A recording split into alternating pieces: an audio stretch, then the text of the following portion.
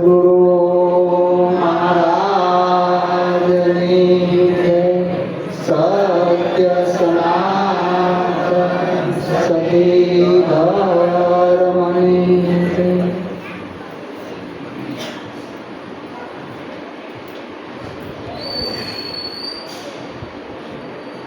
આજનું ભજન કરોડી નિવાસી અમારે શ્રી કાંતિરામ તથા શારદાબેન બધાએ સંતોએ નામ લીધા. માળો ઊંડો કરે પણ માળો કોનો કહેવાય? ઉઘરી દેવીઓનો હોય દેવા શું કરે? આપણે લાલજી મહારાજ કહેતા બધા ત્યાંથી પાછા વળ્યા. ક્યારનો આવું આગળ કોઈ જાતા નથી. રોટલા ઘડી કોણ ખોરાક?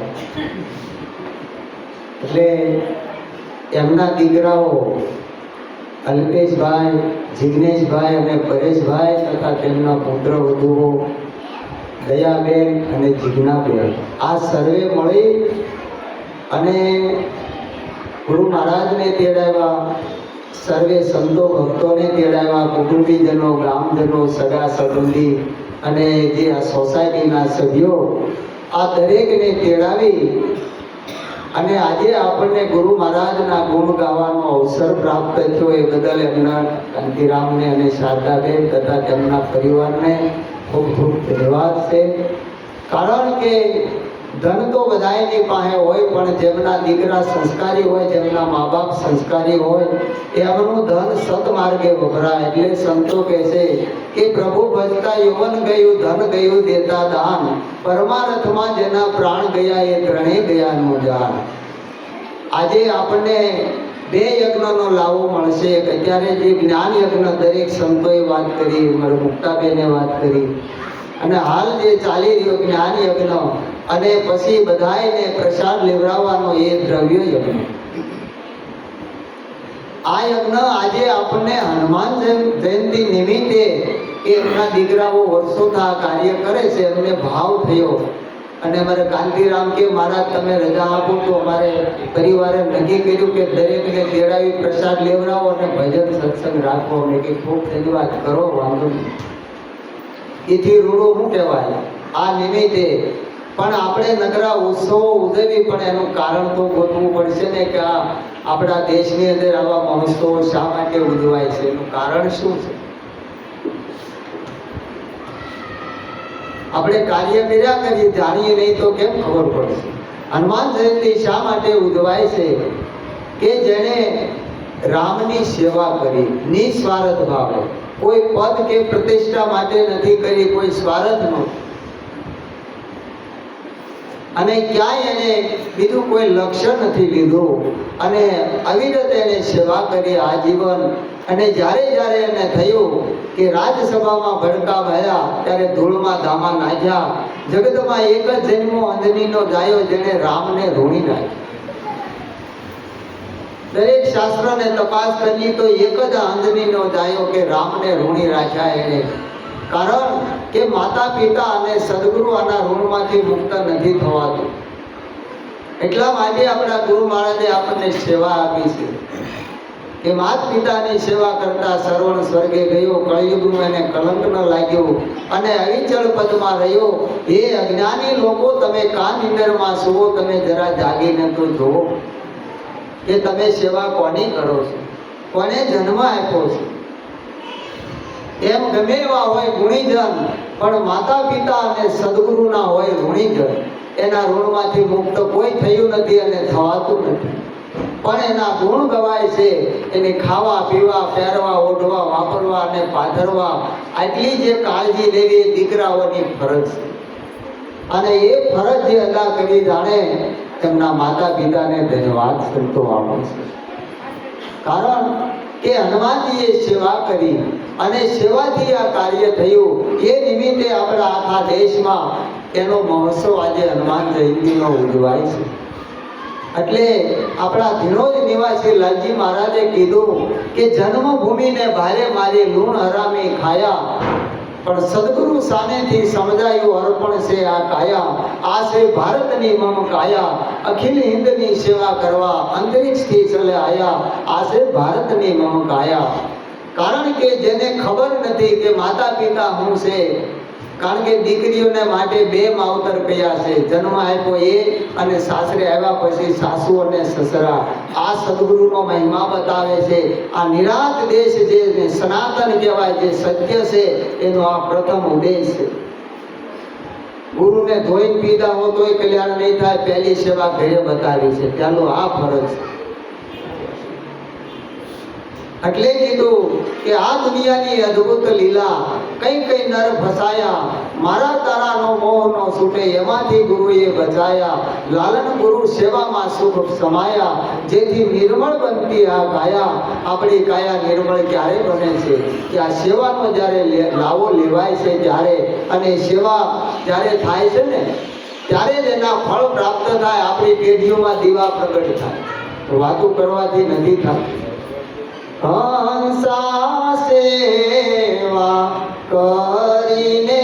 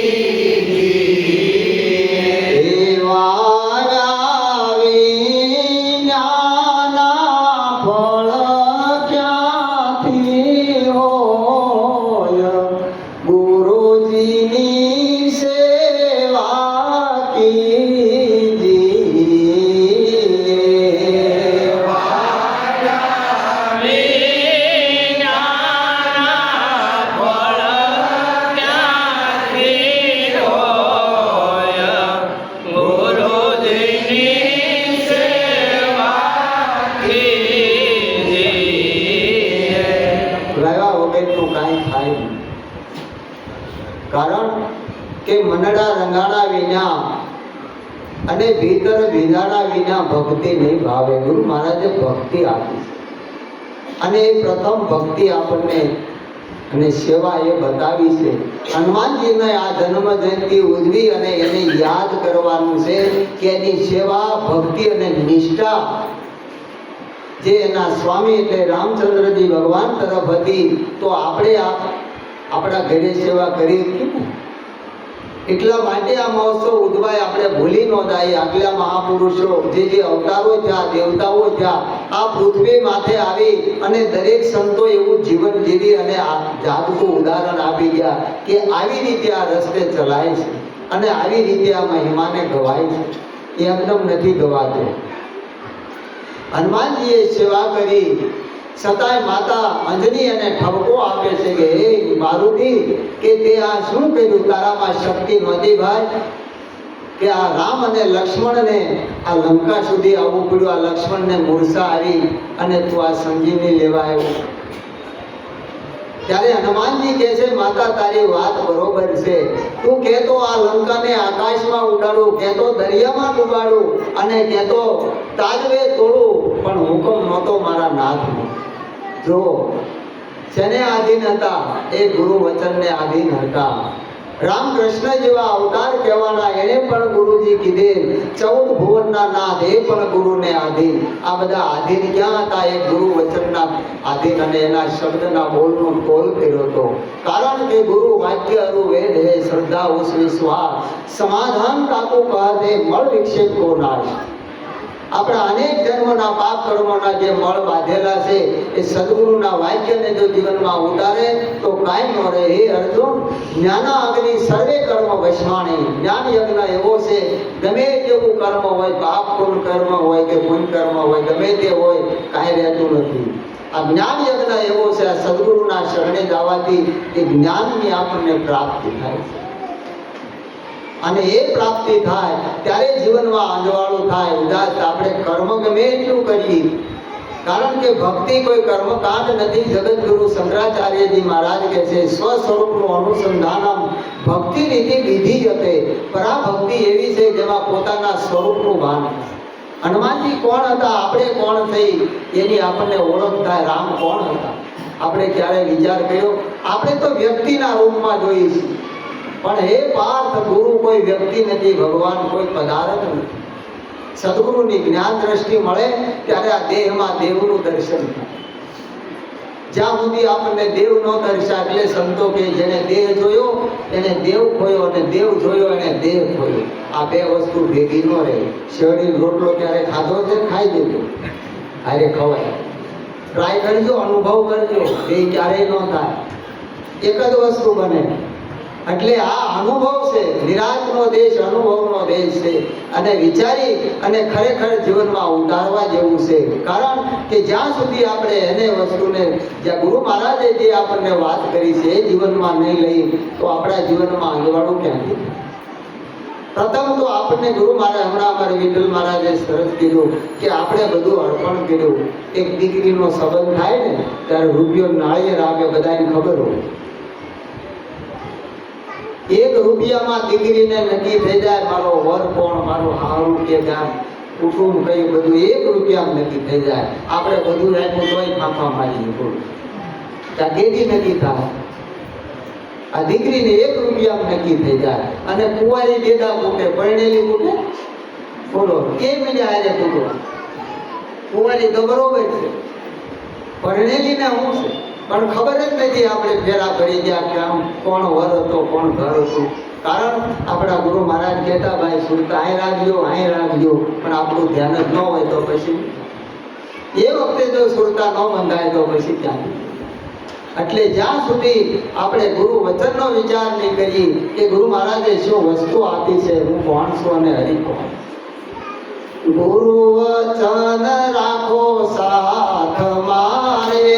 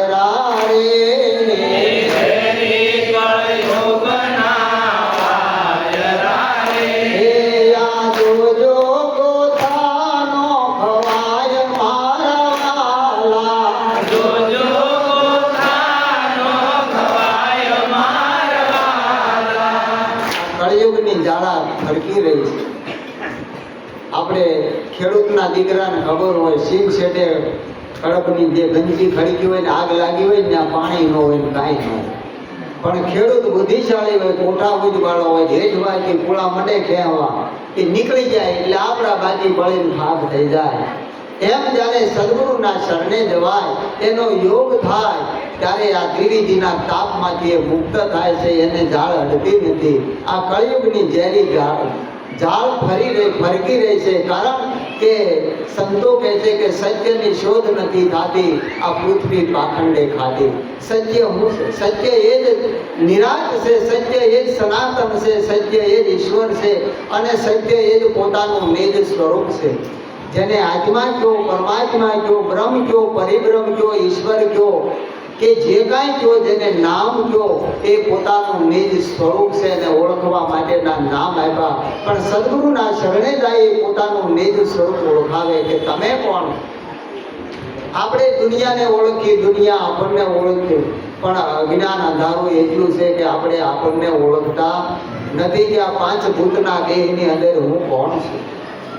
આ કોણ બોલે છે, કોણ બોલાવી દો. એટલે સંતો કહે છે બોલે બોલાવે સબગટ બોલે, જ્યાં જુઓ ત્યાં સરખો આ દેવળે દેવળે કરે હોકારા, એને પારખ થઈને પરખો, આ કોણે બનાવ્યો પવન સરખો. આમાં શ્વાસ ઉશ્વાસ હાલે છે, આપણે એ પણ દેહની બધી ક્રિયા કરી, પણ એ યોગની ક્રિયા છે, એનાથી ઈશ્વરી પદ જાણી શકાતું નથી. સદગુરુને શાન વિના વસ્તુ મળે નહીં. એટલે ગંગા સતી કહે છે કે શાનમાં શાન એક ગુરુજીની કહું પાનભાઈ, જેથી ઉપજે આનંદના ઓગ, સિદ્ધ અનુભવ તમારા ઉરમાં પ્રગટે, મટી જાય માયા કેરો શોક. કાંઈ ગુરુને થાય ને આપણને ન થાય, સમજાવવાનું કાંઈ ગુઠા ભણાવે. ગુરુને અનુભવ થાય એ જ આપણને થાય. આપણું લક્ષ્ય ને આવવું જોઈએ. એટલે કીધું સદગુરુના શબ્દમાં લક્ષ્ય લેવું. હનુમાન એટલે ચૈતન્ય મન છે, જે નિષ્કામ ભક્તિ છે. રામ એ તત્વ છે, કોઈ વ્યક્તિ નથી. એટલે કીધું રામ રસાયણ તમારે પાસા, સદા રહો રઘુપતિ કે દાસા. રામ એક રસાયણ છે. આપણે વ્યક્તિના રૂપમાં જોવા જઈએ તો ક્યાંથી મળે. એટલે અમારા ધીણોજ નિવાસી લાલજી મહારાજ કહે છે કે ગોકુળ મથુરા ઢૂંઢું, કૃષ્ણ મળ્યા નહીં ક્યાંય. રામની અયોધ્યા ગોતી, રામ નો મળે, મારા ગુરુજી વિના સંશય કોણ હરે. કહે લાલ ભ્રાંતિ ભાંગી હવે નો ડરે. આ બધું કરી જોયું, અયોધ્યામાં જઈએ તો હવે રામ ન મળે. એ આ પંચભૂતનો દેહ ધારણ કરીને આવ્યા હતા, પણ સંતો કહે છે આ દેહ રામ દશરથ ઘર બેઠા, आत्म राम सब घट में बैठा, ज्योति राम ने किया पसारा और निराकार राम सबसे न्यारा. આપણે કયા રામનું ભજન કરીએ. બગડાલમ ઋષિ 78 રામા અવતાર જોયા, તોય પૂરો ફેરવો, તોય આશરો ન કર્યો. આપણા કેટલા ગયા કયો? હજી આપણા ઘરની ખબર નથી. આ તો ભાડાનું મકાન છે, કાયા કલેવર ભાડુતી મકાન. આ આપણા ઘરનું નથી. આપણું હોય તો ટાઈલ પડવા દઈ, ધોળાવાળ થવા દઈ, ઘણા કાળા કરીએ તો સવારે કોટા કાઢે, અંદરથી ઉગે અને કોઈ ન ઉગે. આપણું નથી, પણ આપણને એમ છે કે આપણે જવાનું નથી. બરોબર? પણ શા માટે મનુષ્ય દેહ મળ્યો છે? ખાવું પીવું ઊંઘવું ને કામ કરવું હોય તો ચારે ખાણીના જીવો કરે છે. ભૂખ લાગે તે ખાઈ લેવું, ઊંઘ આવે તે ઊંઘી જવું, અને મોત આવે તે મરી જવું. આટલી જો આપણને ખબર હોય તો આપણે વિચાર કરવા જેવો છે કે મનુષ્ય દેહ એટલા માટે નથી મળ્યો, પણ ધર્મ, અર્થ, કામ અને મોક્ષ આ જીવનમાં 4 મંગળ ફેરા ભરવા માટે મનુષ્યનો દેહ મળ્યો છે. સદગુરુની શાન મળી જાય તો આપણને ભાન થઈ જાય, નકર થાય નહીં. કારણ કે આ દુનિયા આખી જપે પણ એ વાચાર્થનું જ્ઞાન છે, લક્ષાર્થનું નથી. કારણ કે દાવામાં દુનિયા દૂધે, અનહદ વાતું તો કોક વિરલાનું. સદગુરુના શરણે જે અનુભવ જે કર્યો હોય, પોતાના જીવનમાં લક્ષ્ય લીધું હોય તો એને લક્ષાર્થનું જ્ઞાન હોય, બીજું ન હોય. અને એ જ્ઞાન જ્યારે મળે ત્યારે એને નક્કી થઈ જાય, ત્યાં સુધી નક્કી ન થઈ જાય. એટલે ગોરખ કહે છે જાગતા નર સેવ તને મળે નિરંજન દેવ, મનસા માલની ગોરખ જાગતા નર સેવ. સેવ સુવાળી લાપસી ધરી દેવની પાર, આ જમનારો જમી ગયો પણ દેવને નો આવી વાસ, મનસા માલની ગોરખ જાગતા નર સેવ. આપણે ઘણા થાળ ધરાવી, એક કોળીઓ જમે છે છતાંય ન્યા ધરાવી છે, અને મા બાપ જમે છે એને જમાડતા નથી. આ ક્યાંનો ન્યાય? આ કયો ધર્મ છો? અમને ગામડે જાય ને 4-5 જિલ્લામાં ફરીને આવી, મહિનો થઈ જાય, બધા પૂછે કે આ તમે ગાવ છો જૂના ધર્મ લ્યો, જાણી તો નવો કયો?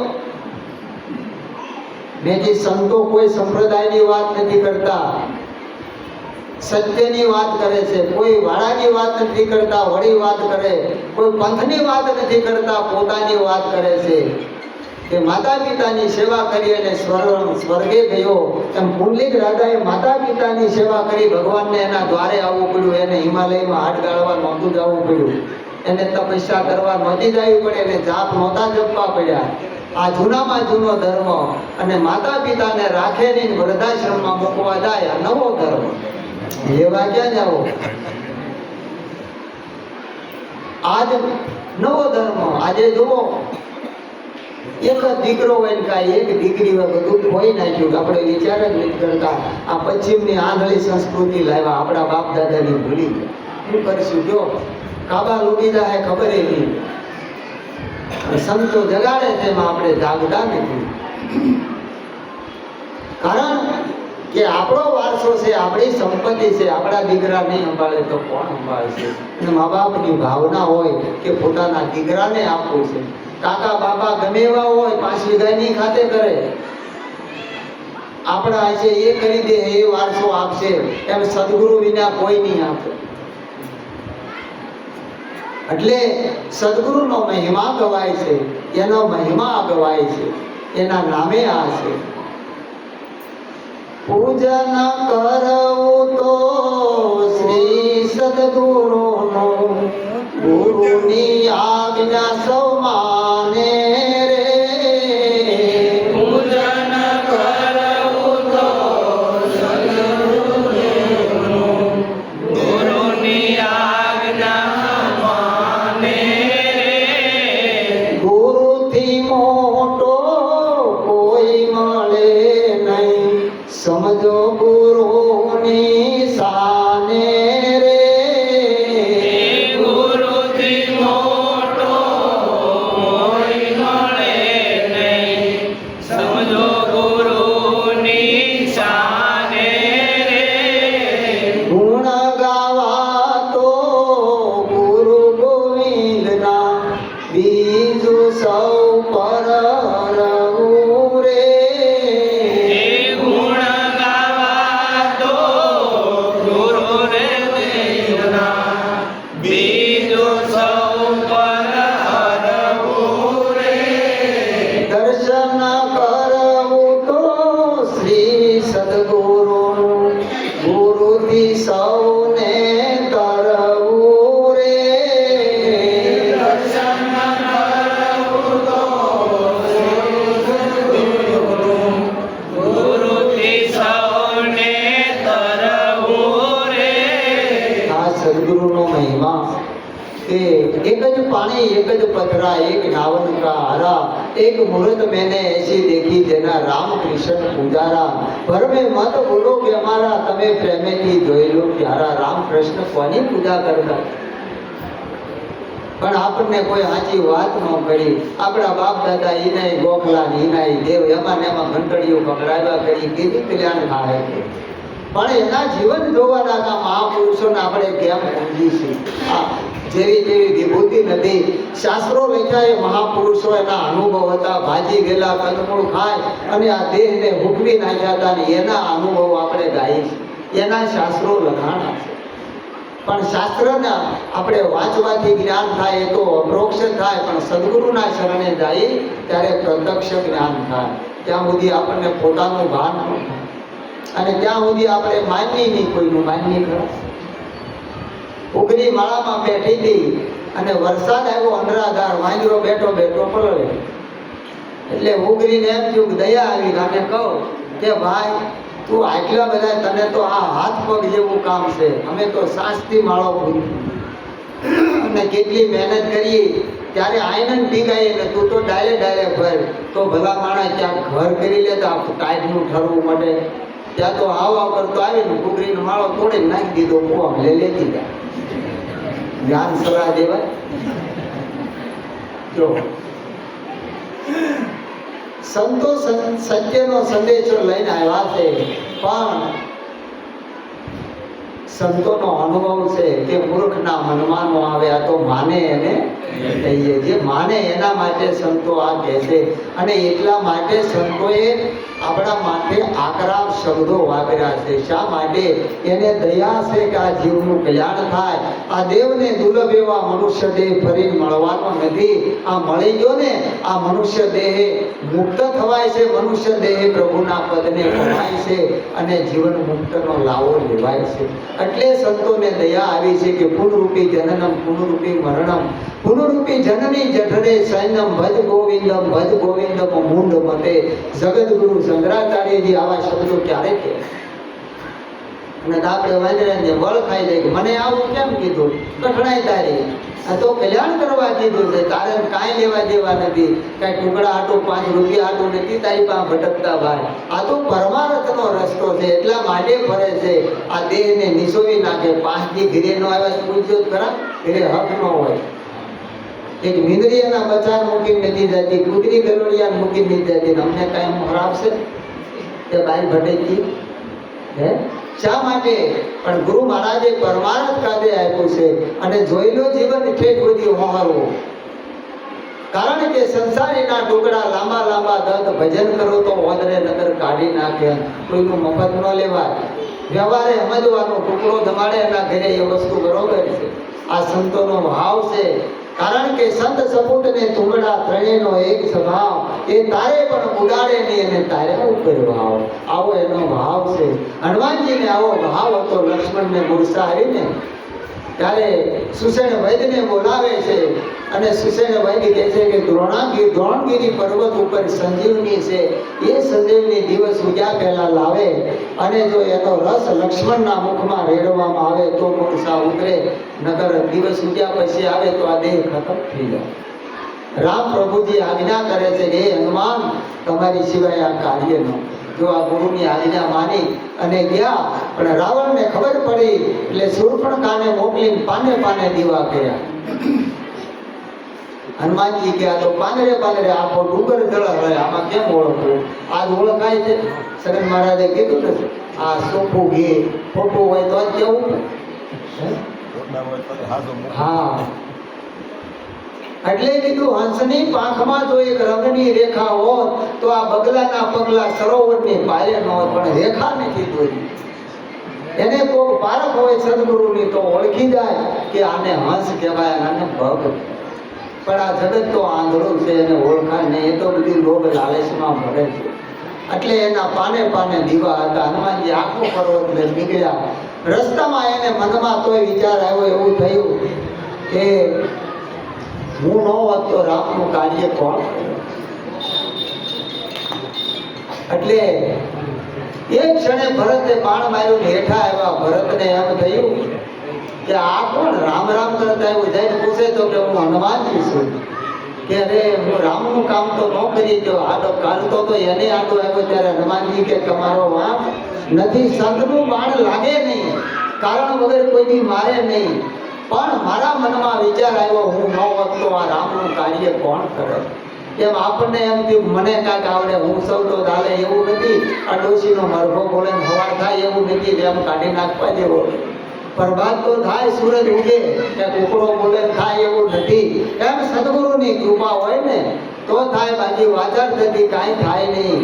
પણ જેને વાત શબ્દને લક્ષ્યમાં લઈને તોડી, એ તોડી રાણી હોય તો જેસલને તારી દે, પલમાં પીર કરી દે. વાતો કરવાથી થાય નહીં. એટલે આવો મહિમા કયો છે. દ્રોણાચલ, દ્રોણગીરી એટલે સતશાસ્ત્ર છે. સંજીવની એટલે સદગુરુનું મહાવાક્ય છે. અને હનુમાન એટલે ચૈતન્ય મન, અને એનો રસ એટલે હરિરસ. લક્ષ્મણ જેનું મન મૂર્છિત થયું છે, માયાનો મેળો ચડી ગયો છે કે મારા તારાનો મોહ છે ને, સદગુરુના શરણે જાય ને ત્યારે આ બધું મુકામ લીધું તું આપણી પાસેથી. આપણા ઘરે ગોર કથા કરવા આવે, સંકલ્પો કરાવે, બધું કૃષ્ણ અર્પણ કરો, સવારે ઉઠાપણ કરે તો એમ કે મારા નીકળો આ તમે હાજે આપી દીધું એમ કે ગુરુ મહારાજ કાંઈ લઈ ગયા, આપણે કાંઈ લઈ દીધું. પણ આપણા મનની આસક્તિ છોડાવવા માટે આ સંકલ્પો કરાવ્યો કે આ મૂકી દે બહાર નળતું, જે આવરણ પ્યાલું લઈ લીધું છે. એટલે આ એ સમજવાનું છે. એમ હનુમાનજીએ આ વસ્તુને નક્કી કરી હતી. એટલે આ વસ્તુ થઈ. અયોધ્યા એટલે અમરાપુરી છે. દશરથ એટલે આ 10નો રથ છે. 5 કર્મેન્દ્રિય, 5 જ્ઞાનેન્દ્રિય. રામ એ પરમ તત્વ છે જે પોતાનું નિજ સ્વરૂપ છે. કઈ કઈ એટલે શુભ કાયા જેની નિવૃત્તિ જન વ્રતિ છે, કઈ કઈ એટલે અશુભ કાયા જેની દોષ દ્રષ્ટિ સહિતની વ્રતિ છે. આવું બધું આ આધ્યાત્મિક મર્મ છે. એટલે અર્જુન મહારાજ કહે છે રામાયણ સમજાયા મારા ગુરુએ મને, રામાયણ સમજાયા એક સાર કહી દીધો આખા એક પદમાં. પણ આપણી સુરતા ક્યાં ભમે છે, ક્યાં આપણે જાય છે એ આપણને ખબર પડતી નથી. એટલે સદગુરુ જેને જેને મળ્યા એના જીવનમાં ઉદ્ધાર થઈ જાય છે અને એના જીવનમાં ઉણપ ક્યારેય આવતી નથી. જેની પ્યાસ સત્સંગ અને ભજન પ્રત્યે ઘટતી નથી એના જીવનમાં મસ્તી ક્યારેય હટતી નથી. આ સદગુરુની કૃપા દ્રષ્ટિ છે. અને જેને જેને કૃપા મળી હોય અને કૃપા મળે અને આપણા જીવનમાં સદગુરુની જો દયા ઉતરે તો એનું પ્રમાણ હું, જો ગુરુની દયા આવી હોય ને તો હરિગુરુ સંત આપણી ઉપર ત્રુટ્યા કરે એટલે આપણી ઉપર આશીર્વાદ વરહાય, આપણી ઉપર કરુણા કરે. પણ જો ત્રુટ્યા કરે તો સમજવાનું આપણામાં સાટોય આવી નથી, સદગુરુની દ્રષ્ટિ ઉતરી નથી. એટલે આવો મહિમા છે. આવો મહિમા જાણે જીવનમાં ઉતારી આનંદ કરવો અને કરાવો. સૂરજ યુજો સોહામણો રે, સૂરજ ઉઠો સોહામણો રે, નાયાંગણીએ આનંદ થાય, સત્સંગ એને કહીએ જેના આંગણીએ આનંદ થાય, સત્સંગ એને હે ગૌરી કેરી જુઓ ભાવના રે, હરી કે જુઓ ભાવના રે, હે ઓલું કીટવ માર બની જાય, સત્સંગ એને કહીએ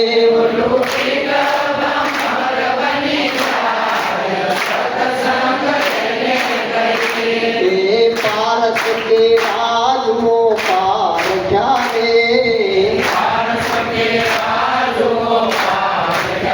હે ઓલું લોઢું કંચન બની જાય, સત્સંગ એને કહીએ